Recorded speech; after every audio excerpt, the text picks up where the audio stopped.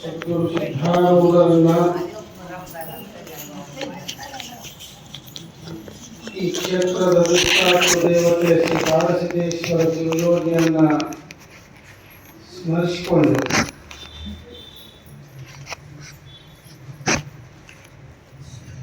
ಇವತ್ತು ಆಮೇಲೆ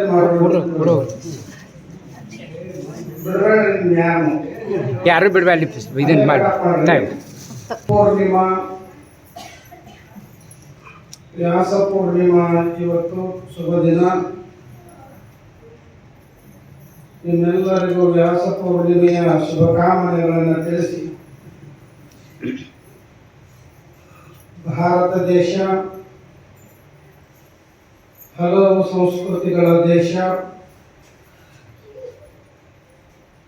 ಹಲವು ವೇಷಭೂಷಣಗಳ ದೇಶ. ಈ ದೇಶದಲ್ಲಿ ಲಕ್ಷೋಪಲಕ್ಷ ಸಂತರು, ಮಹಾತ್ಮರು, ಶರಣರು, ದಾರ್ಶನಿಕರು ಆಗಿ ಹೋಗಿದ್ದಾರೆ. ಮಹಾತ್ಮರು, ಸಂತರು ಕಾಲ ಕಾಲಕ್ಕೆ ಪ್ರಾಂತಕ್ಕನುಗುಣವಾಗಿ, ಭಾಷೆಗನುಗುಣವಾಗಿ ಅವತಾರವನ್ನು ಮಾಡಿ ಆ ಭಾಗದ ಜನಗಳನ್ನು ಉದ್ಧಾರ ಮಾಡಿರುವ ಹಲವಾರು ಉದಾಹರಣೆಗಳು ನಮಗೆ ಸಿಗುತ್ತವೆ. ನಮ್ಮ ದೇಶದಲ್ಲಿ ಹಿಂದಿನ ಹಿರಿಯರ ಋಷಿಗಳು ಒಂದು ದೊಡ್ಡ ಹಿನ್ನೆಲೆಯನ್ನು ಹಾಕಿಕೊಟ್ಟು ಹೋಗಿದ್ದಾರೆ. 12 ಹುಣ್ಣಿಮೆ ಅದಾವು, 12 ಅಮಾವಾಸ್ಯೆ ಅದಾವು, ಎಲ್ಲವೂ ನಿಮಗಾದವು, ಇದು ಒಂದ ನಮಗೆ. ಹೌದೌದು.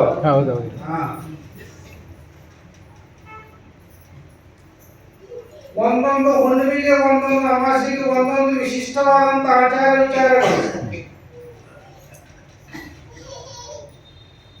ಆಹಾರ ತಿಂಡಿಗಳು ಬೇರೆ ಬೇರೆ ಇರ್ತವೆ.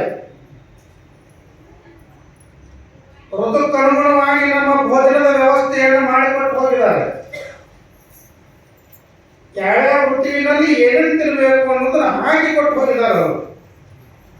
ಬಹುಶಃ ಇವತ್ತು ನಾವೆಲ್ಲ ಅದನ್ನು ಮಲ್ಲೆ ಕತ್ತಿದ್ದೀವೋ ಏನೋ ಗೊತ್ತಿಲ್ಲ.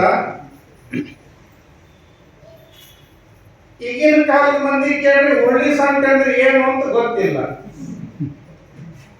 ಬಹುಪಾಲು ಅಜ್ಜಿಗಳು ಕುಂತವರು ಹುಳ್ಳಿ ಸಂತೆ ಕುಡ್ದಾಗ ಕುಂತವ್ರದೇನು, ನಾವು ಕುಡ್ದವ್ರೆ ಅದೀವಿ. ದೊಡ್ಡ ಮೆಡಿಸಿನ್ ಅದು.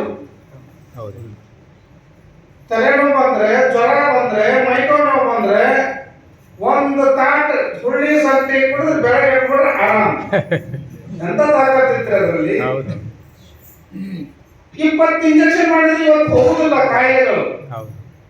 ಆ ಅಜ್ಜಂಜು ಒಂದು ಏನು ಹುಳ್ಳಿ ಸಂತಿ ಮಾಡಿಕೊಡ್ತಿದ್ರಲ್ಲ, ಎಷ್ಟು ಆನಂದ, ಎಷ್ಟು ಪೌಷ್ಟಿಕಾಂಶ. ಏನಿದ್ದ ಇಮ್ಯುನಿಟಿ ಬೂಸ್ಟರ್ ಅಂತ ಕರಿತಿರಲ್ಲ ನೀವು, ಎಲ್ಲ ಅದರಾಗೆ ಇರ್ತಾವೆ. ಇರಲಿ. ವ್ಯಾಸ ಪೂರ್ಣಿಮಾ ಅಂತ ಯಾಕೆ ಬಂತು ಅನ್ನೋದು ನಿಮ್ಗೆ ಹಿಂದೆ ಗೊತ್ತಿದೆ ಅಂತ ನಾನು ತಿಳ್ಕೊಂಡಿದ್ದೇನೆ. ವ್ಯಾಸನು ಉದಯಿಸಿದ ದಿನ, ವ್ಯಾಸನು ಹುಟ್ಟಿದ ದಿನ ಇವತ್ತು. ವ್ಯಾಸನ ತಂದೆ ಯಾರು? ಪರಾಶರ ಮುನಿಗಳು. ವ್ಯಾಸನ ಜನ್ಮ ಹೆಂಗಾಗಿದೆ ಗೊತ್ತೈತಿ ನಿಮಗೆ? ಮಹಾಭಾರತ. ವ್ಯಾಸನ ಜನ್ಮ ಹೆಂಗಾಗಿದೆ ಗೊತ್ತೈತಿ?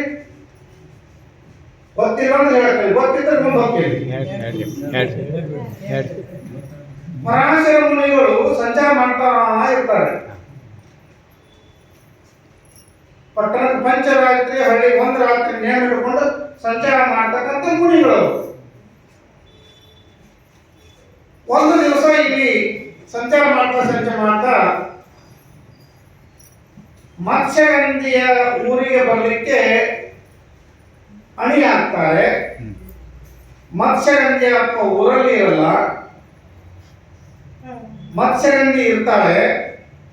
ಮತ್ಸ್ಯಗಂಧಿ ಅಂದ್ರೆ ಮೀನು ಮಾರುವವನ ಮಗಳು. ಸಂಸ್ಕೃತ ಶಬ್ದ ಮತ್ಸ್ಯ ಅಂದ್ರೆ ಮೀನ, ಗಂಧ ಅಂದ್ರೆ ವಾಸನೆ, ಎದರದು ಮೀನು ವಾಸನೆ ಅದು. ಆಕೆ ಪರಾಶರ ಬಂದರು, ಪರಾಶರ ಮುನಿಗಳು ಹೊಸ ಬರ್ತಕ್ಕಂಥ ಪದ್ಧತಿಗಳನ್ನು ಬಂದರು. ಬಹಳ ಖುಷಿಯಾಗಿ ಅವರನ್ನ ದೋಣಿಯಲ್ಲಿ ಕೂರಿಸ್ಕೊಂಡು ತಮ್ಮ ಹಳ್ಳಿಗೆ ಕರ್ಕೊಂಡು ಹೋಗುವ ಪದ್ಧತಿ. ಪರಾಶರ ಮುನಿಗಳನ್ನ ದೋಣಿಯಲ್ಲಿ ಕರ್ಕೊಂಡು ಕೊಂಡಿರ್ತಾಳೆ. ದೈವದ ಇಚ್ಛೆಯೋ ಏನೋ ಪರಾಶರ ಮುನಿಗಳಿಗೆ ಒಂದು ಸಣ್ಣ ತೊಡಕು ಪ್ರಾರಂಭ ಆಗುತ್ತೆ. ವೀರ್ಯಸ್ಖಲನ ಆಗೋ ಸಂಭವ ಬರ್ತದೆ.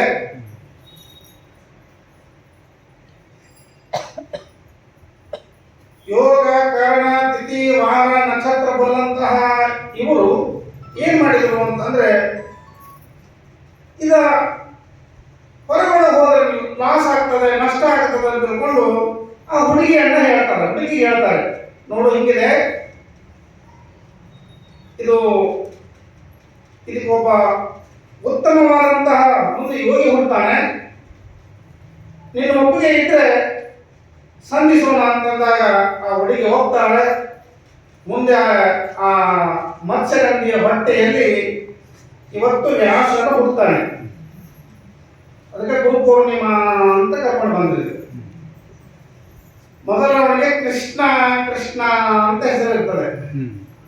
ಕೃಷ್ಣ ಯಾಕೆ ಅಂದ್ರೆ ವ್ಯಾಸರು ಕಪ್ಪಾಗಿರ್ತಾರೆ, ಅದಕ್ಕೆ ಅವರ ಹೆಸರು ಕೃಷ್ಣ ಅಂತ ಕರೀತಾರೆ. ಕೃಷ್ಣ ದ್ವೈಪಾಯನ ದ್ವೀಪದಲ್ಲಿ ಅವರ ಮಿಲನ ಆಗಿರುವುದರಿಂದ ಕೃಷ್ಣ ದ್ವೈಪಾಯನ ಕೃಷ್ಣ ದ್ವೈಪಾಯನ ಅಂತ ಆರಂಭದಲ್ಲಿ ಹೆಸರು ಅವರನ್ನು ಕರ್ಕೊಂಡು ಬರ್ತಾರೆ. ಇನ್ನು 6-7-8 ವರ್ಷ